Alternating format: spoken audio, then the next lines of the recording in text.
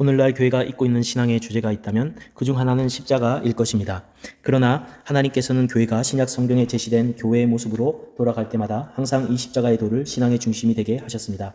교회가 복음에 충실하고 있는지에 대한 가장 뛰어난 시금석은 바로 이 십자가의 복음입니다.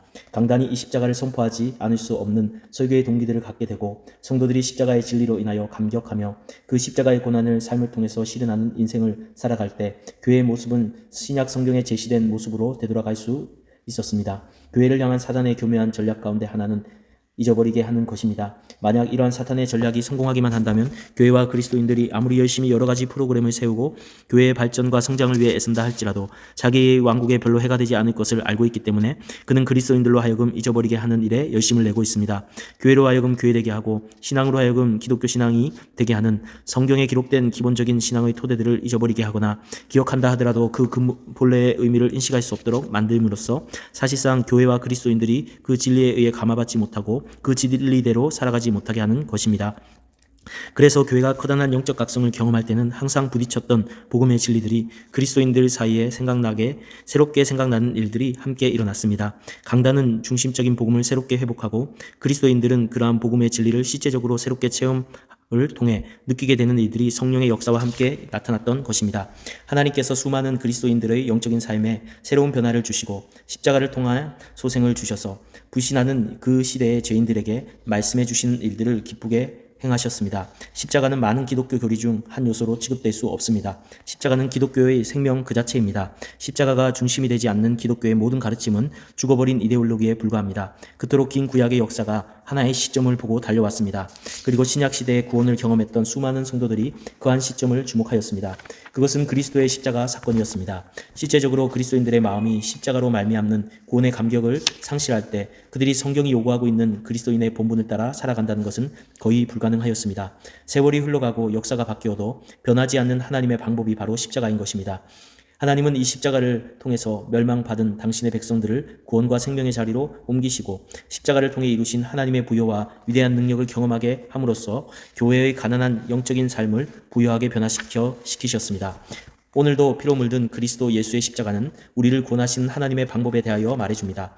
우리가 누구인지 말해주고 어떻게 하나님의 소망 없는 우리를 구원하시는지를 알려줄 뿐 아니라 어떤 방법으로 그런 우리들을 구원하시기를 기뻐하셨는지 말씀해줍니다. 거룩한 하나님의 사랑을 깨닫고 구원에 이르는 사람들마다 그렇게 피 묻은 십자가 앞에 홀로 직면하지 않을 수 없도록 만들어주신 구원 계획은 무엇 때문입니까? 오늘도 사람들에게 일일이 동의를 구하지 않고 갈보리의 산 위에 우뚝 서서 시대를 뛰어넘고 나라를 건너 인종과 지식에 관계없이 구원받은 우리들과 아직 버려진 이 세상의 영혼들에 대하여 말하고 있는 바는 무엇일까요? 사도의 고백을 살펴보면 우리는 거기서 십자가가 말하고 있는 두 가지 사실을 발견하게 됩니다. 즉 십자가는 우리가 죄인이란 사실과 그럼에도 불구하고 하나님이 우리를 사랑하신다는 사실을 말합니다. 십자가는 우리가 소망 없는 죄인임을 밝히 말합니다. 십자가는 우리의 죄로 말미암아 그리스도께서 대신 죽으신 영원한 표적입니다. 하나님은 이 십자가를 볼 때마다 사실은 우리가 아무것도 아닌 사람들임을 생각나게 하시고 싶어 하셨습니다.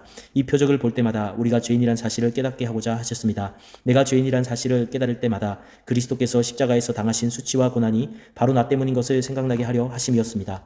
십자가는 우리와 이 세상 사람들의 죄에 대하여 먼저 말합니다. 저는 이 책을 읽는 여러분들이 각각 어떤 형편에 놓여 있는지 알 수 없습니다. 어떤 성장의 과정을 거쳤는지 무슨 생각을 하며 살아가고 계신지 다 알지 못합니다. 여러분 모두에 대하여 분명히 알고 있는 사실 하나가 있습니다. 그것은 바로 여러분들이 하나님 앞에 지독한 죄인들이라는 사실입니다. 가망이 없고 스스로 자신을 개선할 의지와 가능성이 보이지 않는 소망 없는 죄인들임을 압니다. 하나님은 자신을 배반하고 어둠 가운데 멸망의 운명을 친구 삼아 먹고자 하던 우리의 인생에 대하여 십자가를 통해 말씀하시고 싶으셨던 것입니다. 우리는 십자가를 통하여 우리가 얼마나 하나님 앞에 고통과 혐오를 불러일으키는 죄인이었는가를 사실을 깨닫게 됩니다. 십자가를 통해서 주님의 죽음을 목격하고 난 사람들은 모든 새삼 자신을 비롯한 이 세상 사람들이 하나님 앞에 그토록 소망이 없고 혐오스러운 존재였다는 사실을 대하여 놀라게 됩니다. 그렇게 십자가를 통해 하나님을 떠나 있던 자신의 참모습을 발견한 사람마다 모두 십자가의 놀라운 사랑을 받아들이지 않을 수 없게 됩니다. 우리의 인생이 버림받아 죽어있는 범죄한 영혼의 껍데기를 자랑으로 삼으며 살아가고 있다는 사실을 깨닫게 되는 것은 십자가의 의미를 깨달을 때입니다. 그리스도께서 우리의 구주이신 것을 알게 될 때 우리는 비로소 우리가 죄인이란 사실을 깨닫게 되는 것입니다. 십자가를 만나기 전까지 누구도 스스로 자신을 죄인이라고 고백할 수 없습니다. 자신이 소망 없는 죄인임을 깨닫지 못하는 사람들에게 그리스도께서 십자가에 못 박혀 죽으신 사건이 기쁨의 소식이 될 리가 없습니다. 오히려 교회에서는 죄에 대하여 집요하게 설교하여야 합니다. 실제로 회중들이 죄의 심각성을 체험을 통하여 알게 되어야 합니다. 벌거벗은 채로 그 죄악의 더러운 죄의 상처들이 드러나도록 말씀을 통하여 보여주어야 합니다. 교회는 결국 성도에게 있어서나 구원받지 못한 사람들에게 있어서나 하나님의 화목을 이루기 위한 부름받은 기관입니다. 거룩한 삶에 관심을 가지면 가질수록 거룩한 정반대의 주제에 대하여 깊은 이해를 가져야 할 필요성을 느끼게 됩니다. 십자가를 깊이 경험하고 아는 사람에게 일어나는 공통적인 열망이 있습니다. 그것은 바로 하나님의 은혜 앞에서 거룩한 삶을 살고 싶다는 것입니다. 하나님께서는 십자가를 통하여 우리에게 말씀하시고 싶으셨던 것이 있었습니다. 그것은 바로 우리가 죄인이란 사실입니다. 신앙은 하나님께서 이처럼 우리로 하여금 알게 하고 싶으셨던 것들이 우리의 마음속에 강한 자각으로 다가오는 것과 함께 시작됩니다. 사도 바울이 이 편지를 쓸 때 그는 순교의 순간이 얼마 남지 않은 인생의 노년기에 있었습니다. 죄를 지적할 때 구체적인 악행을 생각지 마십시오. 형법을 어기고 수사관의 추적을 받아야 하는 그런 죄를 생각하지 마십시오. 십자가가 여기서 외치고 있는 죄는 물론 그러한 것을 포함할 수 있습니다. 그러나 그것은 하나하나의 구체적인 죄가 아니라 하나님과의 관계에서 완전히 벗어가 빗나가 버린 것을 말합니다. 좋으신 하나님과 화목하지 못하도록 만들어준 구체적인 악행과 하나님을 등진 삶의 뿌리를 말하고 있는 것입니다. 십자가의 진리에 사로잡히지 않고도 얼마든지 십자가에 관하여 말할 수 있고 이해할 수 있고 토론할 수 있습니다. 그러나 십자가를 안다는 것은 하나님을 안다는 것과 같은 말입니다. 오직 하나님의 말씀을 통하여 계시된 그분의 성품을 체험함으로써 하나님이 누구이신지 비로소 알게 되는 것처럼 십자가를 알기 위하여 우리는 그 십자가를 체험하여야 할 필요가 있습니다. 무엇보다도 그 십자가의 의미를 깊이 깨닫고 자신이 하나님 앞에서 얼마나 소망이 없는 죄인인가 하는 사실을 깨달을 때 비로소 우리에게 임한 하나님의 은혜가 얼마나 크고 놀라운지 알게 됩니다. 그리고 왜 그토록 오랜 세월 동안 그렇게 수많은 성도들이 이 십자가가 영원한 찬송의 제목이 되었는지, 하늘나라에서조차도 어린 양의 성도의 영원한 찬송의 대상이 되시는지를 깨닫게 되는 것입니다. 골고다 언덕에 우뚝 선 이 십자가는 성자에 가까운 삶을 살아왔던 이 사도만을 죄인이라고 부르지 않습니다.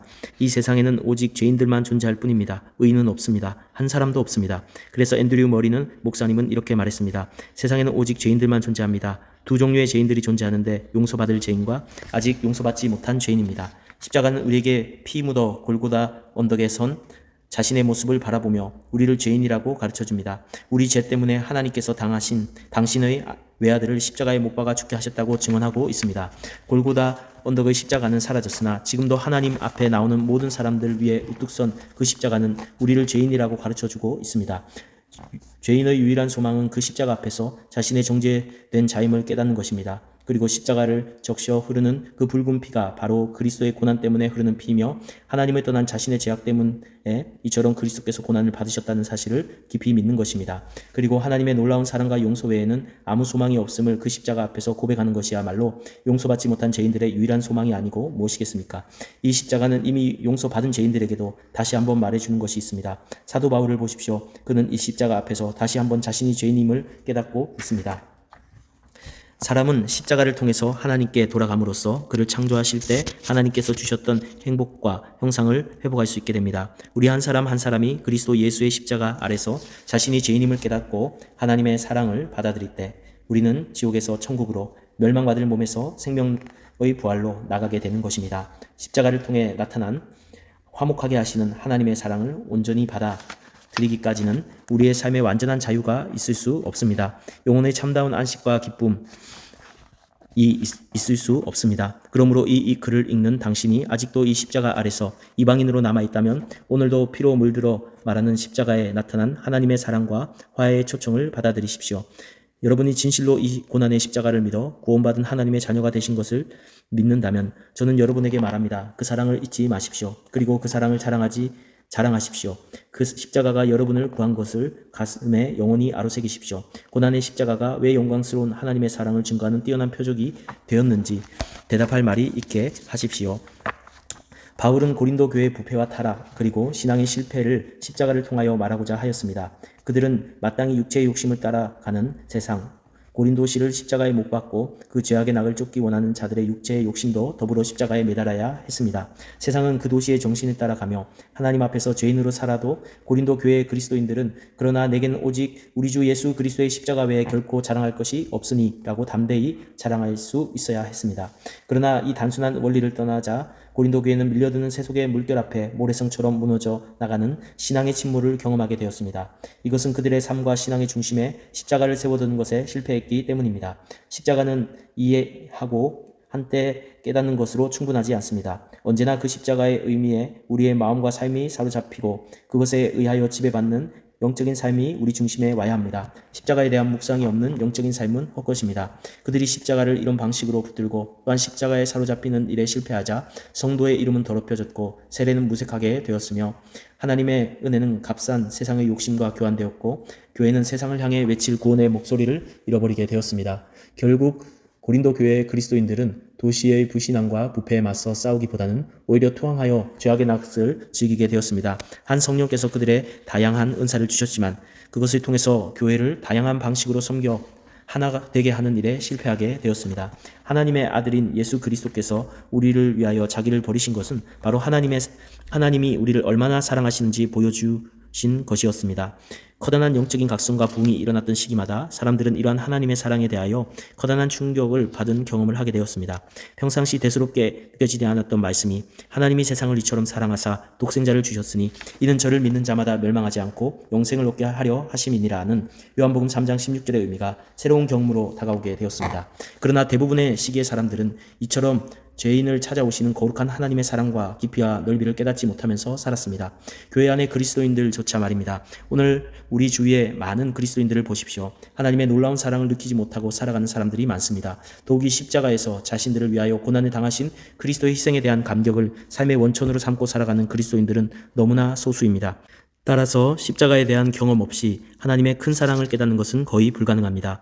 왜냐하면 그보다 더 큰 하나님의 사랑은 없기 때문입니다. 그래서 성경은 우리에게 말합니다. 특별히 사랑의 사도로 불리는 요한이 이 말씀을 기록한 것을 기억합니다. 하나님의 사랑이 우리에게 이렇게 나타내신 바 되었으니 하나님이 자기의 독생자를 세상에 보내심은 저로 말미암아 우리를 살리려고 하심이니라. 사랑은 여기 있으니 우리가 하나님을 사랑한 것이 아니요 오직 하나님이 우리를 사랑하사 우리 죄를 위하여 화목제로 그 아들을 보내셨음이니라. 요한일서 4장 9절에서 10절. 거룩한 하나님이 죄를 알지도 못하는 아들을 십자가에 못 박히신 것은 여러분들을 사망의 죄악에서 건져내시기 위함이었습니다. 하나님께서 자기의 사랑하시는 아들 예수 그리스도를 이 세상에서 버림받아 십자가에 죽게 하신 것은 바로 당신을 멸망할 지옥의 위험으로부터 구원하시기 위함이었습니다. 하나님 이외에 누구도 당신을 구원할 자가 없습니다. 왜냐하면 우리 모두 하나님 앞에서 죄인이기 때문입니다. 오직 우리 주 예수 그리스도의 십자가만이 우리를 얼고 맨 죄악의 슬픔의 사슬을 끊어 우리로 하여금 영혼을 향하여 자유롭게 날아가도록 만들어줄 것이기 때문입니다. 당신은 그리스도 없이 살 수 없는 사람입니다. 하나님의 그 큰 사랑을 등지고 살아가는 사람들을 기다리고 있는 것은 진노하시는 하나님의 죄에 대한 심판뿐입니다. 지금 당신에게 있어서 가장 허다한 죄는 하나님의 놀라운 구원을 거절하는 것입니다. 그리고 그리스도를 믿는다는 것은 단지 하나님의 놀라운 구원이 십자가에서 이루어졌음을 믿고 그 사실을 온 마음과 삶으로 받아들이는 것입니다. 구원을 받았지만 마치 고린도 교회의 실패한 그리스도인들처럼 세상과 짝하여 육체를 사랑하는 사람들에게는 나는 동일한 사랑으로 성경의 증언을 말하고자 합니다. 여러분의 마음 한구석에 밀쳐진 십자가, 마음이 세상에 대한 관심과 사랑으로 가득 차 있어서 그리스도의 십자가가 심령 가운데 우뚝 서지 못한 그리스도인들에게 나는 말합니다. 마음을 다하여 하나님 앞에 간구하십시오. 그리스도의 거룩한 십자가가 여러분의 영적인 삶과 생활의 중심에 오르도록 기도하십시오. 무엇보다도 십자가가 한 종교의 차가운 상징으로서가 아니라 우리의 삶을 구속하고 우리로 하여금 모든 세상을 하나님의 영광을 위하여 찬란한 빛으로 살게 하는 위대한 능력을 공급해주는 실제적인 능력이 되도록 십자가를 경험하게 해달라고 간구하십시오. 바울이 이 편지를 쓴 것은 그가 그리스도를 다메섹에서 만난 지 30년 가까운 세월이 흐른 뒤후였습니다. 젊음과 패기에 넘쳤던 청년 시절은 지나가고 윤기 있던 피부는 육체의 위험과 해로의 위험과 강도의 위험과 춥고 배고프고 매맞는 고난의 세월을 통하여 깊이 골파였습니다. 인생의 황혼에 들어선 반백의 노사도 그럼에도 불구하고 그의 가슴속에는 여전히 그리스도의 십자가가 우뚝 서 있는 것 있었고 거기에는 30여 년 전에 못 박힌 사울이 달려 있었습니다. 겉사람은 후패하였으나 그의 속사람은 십자가로 가득 차 있었습니다. 그의 가슴속에 그 십자가는 언제나 살아서 그의 삶을 지배하였습니다. 십자가의 정신으로 생각하고 고난의 정신으로 말하며 희생의 정신을 따라 살아갔습니다. 그리스도와 함께 고난을 받을수록 그는 더욱 고난의 거룩한 신비를 더 깊이 깨닫고 싶어 하였습니다. 그의 삶이 십자가의 고난을 따라 살면 살수록 부활의 위대한 능력을 맛보게 되었습니다. 그는 육체 가운데 사나 지푸라기와 같은 육체를 자랑하지 않았습니다. 십자가를 바라보고 살면 살수록 그의 자랑은 오직 우리 주 예수 그리스도의 십자가뿐이라는 사실을 더 깊이 체험하게 되었습니다.